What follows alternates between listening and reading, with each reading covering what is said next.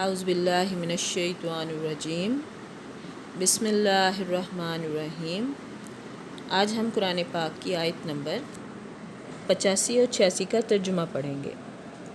اللہ تعالیٰ فرماتے ہیں ثم انتم، پھر بھی تم نے کیا ہؤلاء تقتلون، آپس میں قتل، لیکن پھر بھی تم نے آپس میں قتل کیا، وتخرجون، اور نکالا، فریقاً، ایک فریق کو، منکم، تم میں سے، من دیارہم، ان کے گھروں سے، اور آپس کے ایک فرقے کو جلا وطن بھی کیا، تظاہرون، طرفداری کی، علیہم بالاسم والعدوان، بالاسم گناہ میں، والعدوان اور زیادتی میں، اور گناہ اور زیادتی کے کاموں میں ان کے خلاف دوسروں کی طرفداری کی، وَإِن يَأْتُوكُمْ،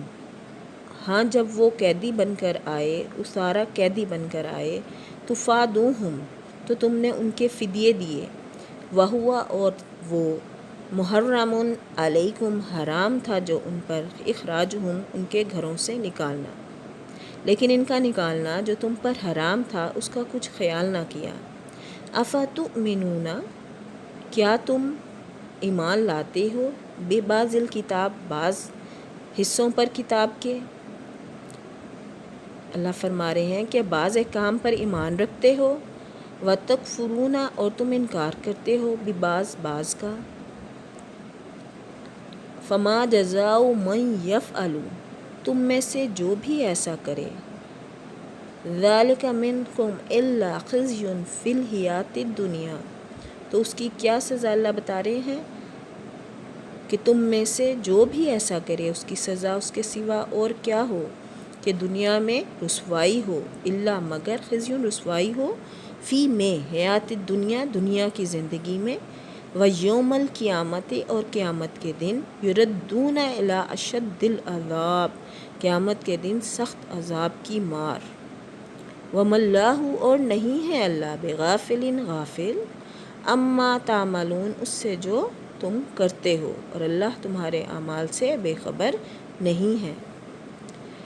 اولئک الذین، یہ وہ لوگ ہیں جنہوں نے، اشتروا، خرید لیا، حیات الدنیا، دنیا کی زندگی کو،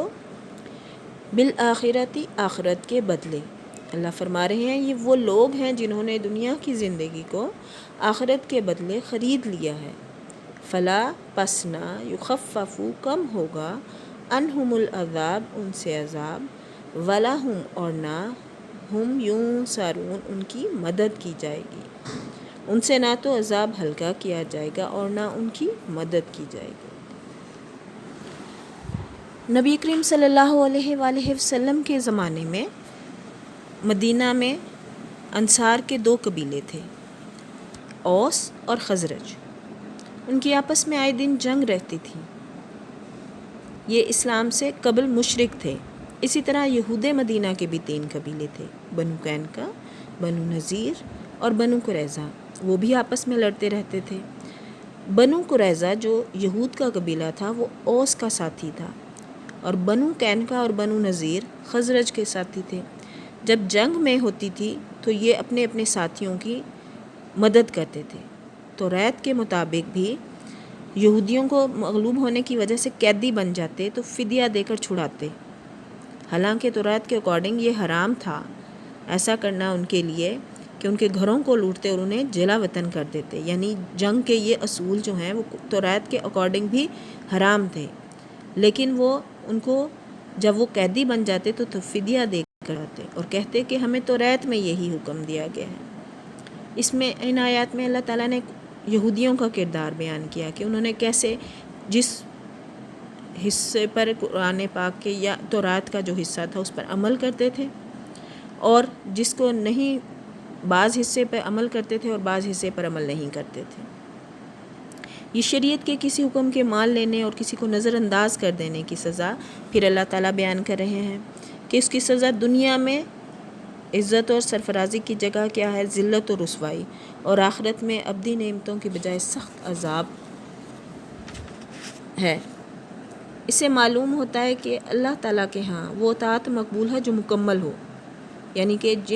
جس بات کا اللہ پاک نے حکم دیا ہے وہ ماننی ہے، ہر حال میں ماننی ہے، ان پر عمل کرنا ہے۔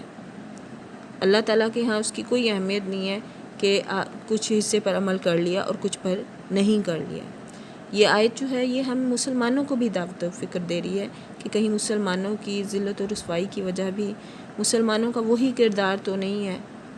جو پہلے ان آیات میں یہودیوں کا بیان کیا گیا ہے۔ اللہ پاک ہمیں قرآن پاک کو سمجھ کر پڑھنے والا، اس پر عمل کرنے والا بنائے۔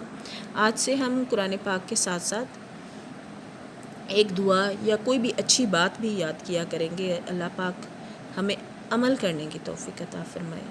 یا اللہ ہمیں اپنا زیادہ سے زیادہ ذکر کرنے کی توفیق عطا فرما، اور سب سے افضل ذکر کیا ہے لا الہ الا اللہ، سبحان اللہ و بحمدہ۔ رسول اللہ صلی اللہ علیہ وآلہ وسلم نے فرمایا کیا میں تمہیں ایک کلمہ نہ بتا دوں جو جنت کے خزانوں میں سے ہے؟ وہ ہے لا حول ولا قوۃ الا باللہ۔ اللہ پاک ہم سب کو عمل کرنے کی توفیق عطا فرمائے۔ کمی بیشی رہ گئی ہو تو ہمیں معاف فرما دیں۔ وآخر دعوانا ان الحمد للہ رب العالمین، فی امان اللہ۔